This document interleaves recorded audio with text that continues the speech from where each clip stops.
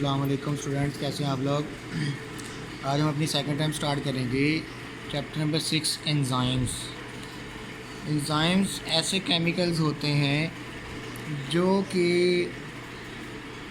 एक रिएक्शन को speed up करते हैं, रिएक्शन की रफ्तार को तेज़ करते हैं, क्योंकि आमतौर पे एक और जो लिविंग ऑर्गेनिज्म होता है उसकी बॉडी के अंदर एनर्जी ट्रांसफॉर्मेशन हो रही होती है, ठीक है। तो उसमें मुख्तलिफ प्रोसेसेस काम करते हैं और वो एनर्जी ट्रांसफॉर्मेशन मेटाबॉलिज्म का प्रोसेस इस्तेमाल करती होती है, जिसके अंदर set of biochemical reaction that occur in living organism in order to maintain life. जानदारों की ज़िंदगी को मेंटेन करने के लिए, चलाने के लिए, मुख्तलिफ प्रोसेसेस करने के लिए एक प्रोसेस चलता है मेटाबॉलिज्म, जिसमें वो एनर्जी को एक शक्ल से दूसरी में तब्दील करते हैं। The term metabolism is derived from a Greek word meaning change.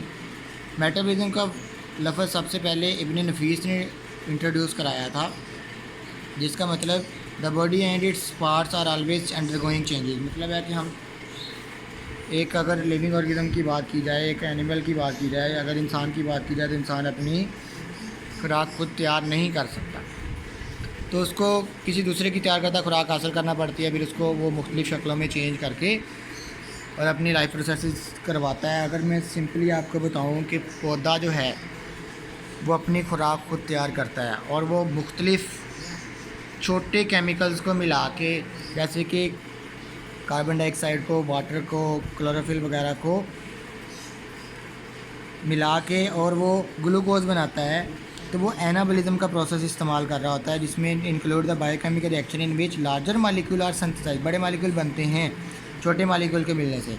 और कैटाबॉलिज्म का प्रोसेस है जिसमें वही ग्लूकोज मालिक्यूल, अगर वो पौधा उसको खाता है तो अपने लाइफ प्रोसेस करने के लिए ग्लूकोज को तोड़ के उसको एटीपी में तब्दील करता है।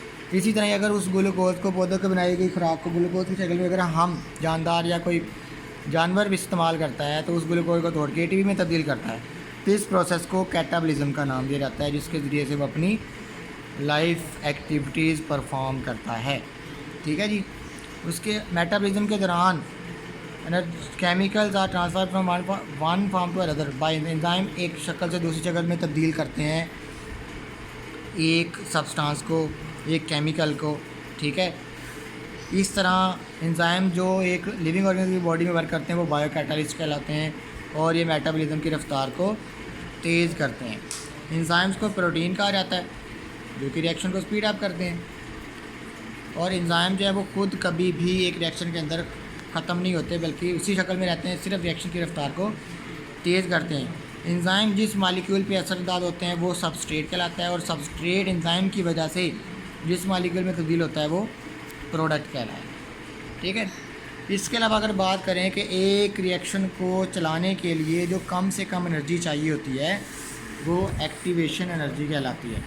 एक्टिवेट करने के लिए किसी भी रिएक्शन को एक्टिवेशन एनर्जी चाहिए। एक्टिवेशन एनर्जी की डेफिनेशन है minimum energy required to start a chemical reaction और अ रिएक्शन।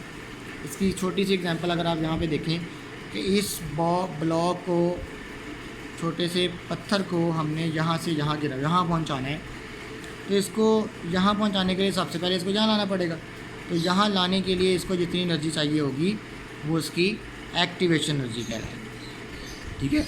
इसके अलावा एक्टिवेशन एनर्जी होती है वो रिएक्शन के रास्ते में आने वाले बैरियर्स को भी ख़त्म करती है, ठीक है।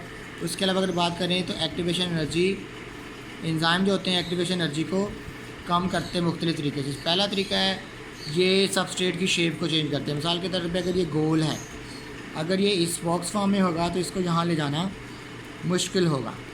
एंजाइम जो है वो रिएक्शन के अंदर सबस्ट्रेट की शेप को चेंज करके एक्टिवेशन एनर्जी को कम से कम कर सकते हैं। उसके अलावा एंजाइम जो है वो चार्ज की डिस्ट्रीब्यूशन को चेंज करके एक्टिवेशन एनर्जी कम कर सकते हैं। उसके अलावा एंजाइम जो है वो सबस्ट्रेट को उसकी दुरुस्त सीमत में, करेक्ट ओरिएंटेशन में भेज के भी एक्टिवेशन एनर्जी को कम कर सकते हैं।